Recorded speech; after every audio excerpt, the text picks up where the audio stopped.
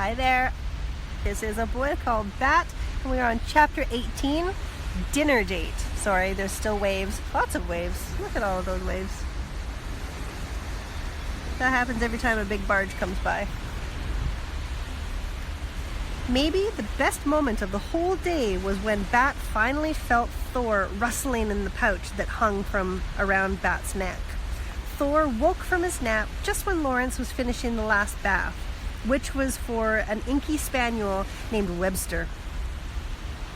"Lawrence," Bat said, "Thor's waking up." Bat pulled open the sling and gently extracted the kit from it. Holding Thor's warm, wiggly body up to his cheek, the kit's nose twitched as he snuffled around. "Baby wants his milk," Lawrence said, and together they fed him.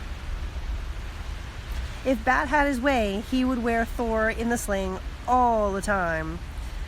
But Mom made him take it off at bath time and bedtime. She was willing to compromise at dinner.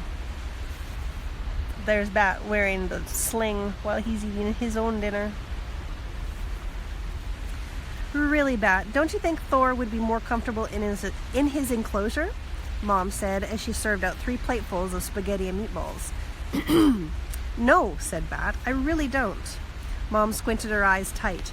When she opened them, she said, "Okay, Thor can join us for dinner as long as he stays in the sling. I'll bet when he's older, though, Thor will love spaghetti and meatballs," Bat said happily, twirling a messy fork full of noodles. "Skunks eat everything, you know. They're omnivores. Omni meaning everything. Vor meaning one who eats." "We know, Bat," said Janie. "You told us already, like 100 times. Don't you think it's interesting?" asked Bat. "Don't I think what is interesting?" "Everything," said Bat. "Everything there is to know about animals." "Not really," said Janie. "I think theater is way more interesting than animals." "That's stupid," said Bat, because it was. "Bat," said Mom in her warning voice, deep and serious, with her eyebrows pointed towards her nose.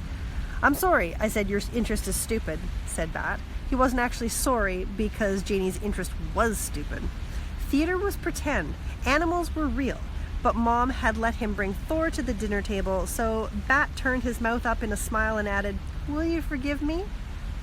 Mom liked it when he remembered to say that. "Whatever," Janie said. "Mom, did you make any garlic bread?" "Oh, it's in the oven. It's probably done," Mom said.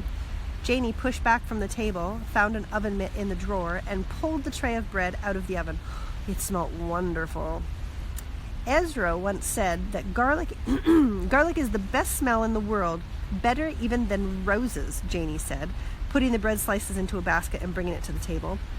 "That Ezra is a character," Mom said. "He's pretty funny," Janie said. "He even makes our math teacher laugh, and she doesn't think anything is funny." "If she doesn't think anything is funny," Bat said, reaching across the table for a piece of bread, "then why does she laugh at Ezra? Is it mean laughing?" "No, Bat," said Janie. "She thinks Ezra is funny." "Then why did you say she doesn't think anything is funny?" "Never mind, Bat," said Janie.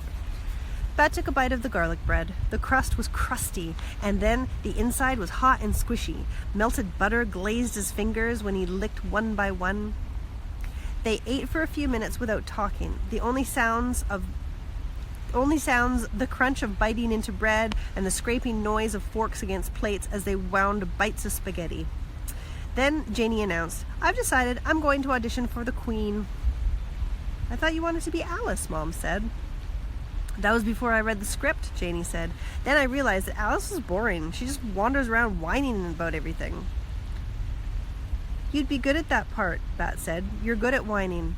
"Mom!" whined Janie. "Make him stop!" "Bat," said Mom, "that wasn't nice." "But I said she'd make a good Alice," Bat said. "But not for a good reason," Mom explained. "Why does the reason matter? I gave her a compliment." "I don't think it felt like a compliment to Janie," Mom said. "Janie, did it feel like a compliment to you?" "No," said Janie. "It was an insult." "You see, Bat," said Mom, "it wasn't a compliment to Janie." Suddenly, Bat wished that he had been wearing his earmuffs and that he hadn't even heard Mom and Janie talking about the play. Sometimes it was just better if Bat kept his thoughts to himself.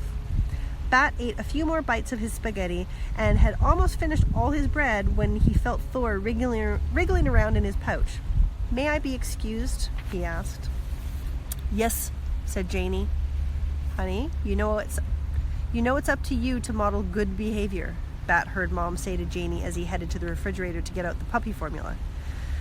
"Sometimes, Mom, even I'm not good enough actress to pretend not to notice when Bat is being weird." "Oh, Janie," said Mom. "Get out the formula," Bat told himself. "Put some in the syringe, warm it up, ignore Janie." Bat knew that sometimes Janie thought he was weird, but he still didn't like to hear her say it out loud. Actually, Janie could be weird too, like when she sang at the top of her lungs in the shower, even though there wasn't an audience, and how she cared if her hair was wavy or straight. Did Ezra ever think that Janie was weird? Maybe that's what made Ezra her friend, Bat thought. He likes the parts of her that everyone else thinks are weird. That's the end of chapter 18.